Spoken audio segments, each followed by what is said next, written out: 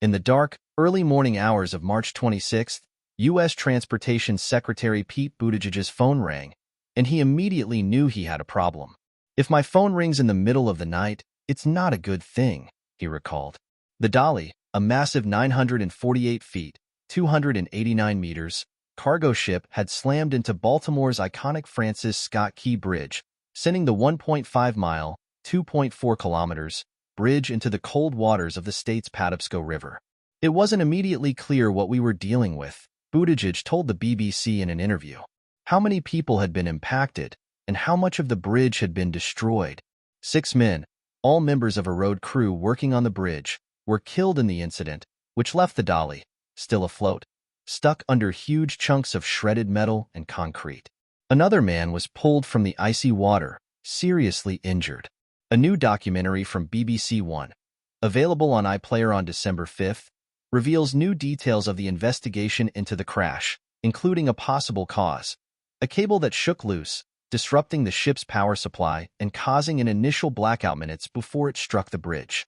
After that, investigators believe they discovered a lack of fuel pressure to the generators may have created power fluctuations that tripped breakers and caused the ship to go dark again, with no time to change course before slamming into the bridge. Lost power, a mayday call, and the crash that brought down a Baltimore bridge. Previously unseen bodycam footage taken after the collapse shows first responders and officials struggling to come to grips with the enormity of what they faced in the confusing hours after the crash. Key Bridge is down. It was last reported that there are at least several vehicles in the water, an officer can be heard saying, and several people still unaccounted for. Robin Bianchi. Divers such as Robin Bianchi were tasked with the difficult, dangerous work of surveying the underwater debris field in the Patapsco.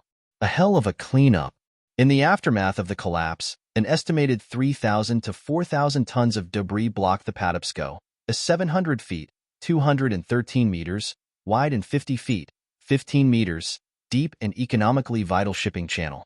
Recovering the bodies and removing the twisted, broken steel and concrete from the channel, plus moving the Dolly, fell to a massive team including U.S. Army, Navy, and Coast Guard members, as well as Maryland authorities and specialist private firms. The woman who led the effort, Colonel Estee Pincheson, the Army Corps of Engineers Baltimore District Commander, said that she had never seen anything of that magnitude before.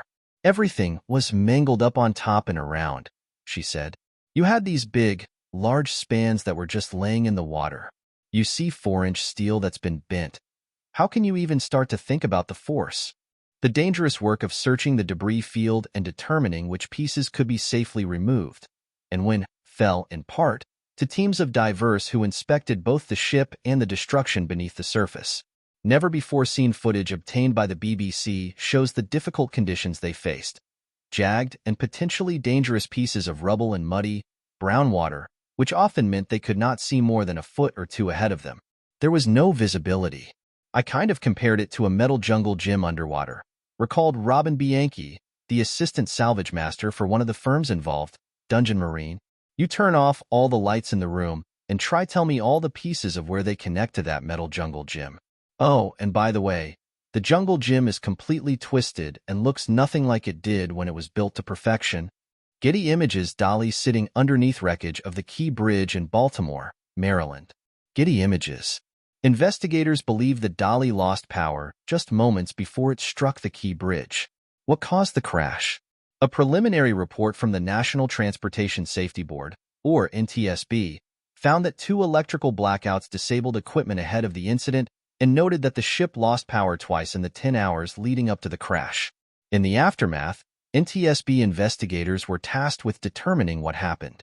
Eventually, they discovered a loose cable, which it is believed may have caused a power surge that tripped 2 breakers and disrupted electricity. As the crew struggled to restart the engine, a second blackout took place, likely as the result of a pump supplying generators with fuel shutting down and not restarting automatically. The erratic generators may have created additional power fluctuations that tripped the ship's breakers, a common occurrence faced by seafarers, but which mostly takes place in open waters.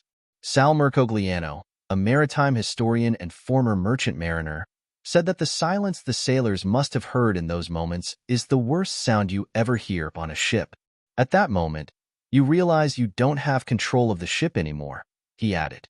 It is a nightmare. You have a very short period of time in which to restore power. In the Dolly's case, it was already too late. The time between the ship losing power and striking the bridge, it was later determined, was about 4 minutes. Despite the destruction and loss of life, officials are relieved that the incident was not worse. On the night of the collapse, police were able to stop traffic, with the last car clearing the bridge just 40 seconds before it fell. Cars would have kept coming, Maryland Governor Westmore said. By the time the people driving the vehicles realized the bridge was gone, it just would have been too late. I can't tell you how many lives they saved, he added. Because the answer is countless.